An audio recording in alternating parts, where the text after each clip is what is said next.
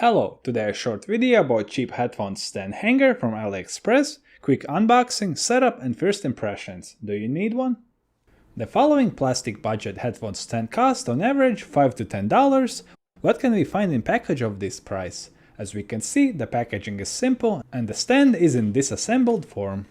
At this price, even the stand has stability foots already on. Nice. The stand is very easy to assemble.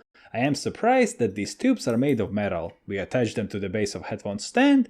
The second or last step is adding the top part that will hold the headphones themselves. It was so quick and easy.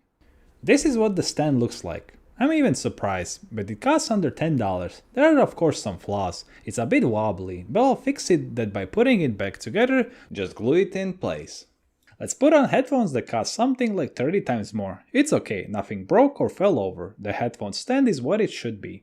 Not ugly either, except that you have to super glue it together to make it stronger, because all the parts, including the base, are just pressed together, no screws. Gluing it all together will make it much more stable. For 2 times the price you can already find fully made metal stands that are bolted together and are significantly more stable. But do you need it?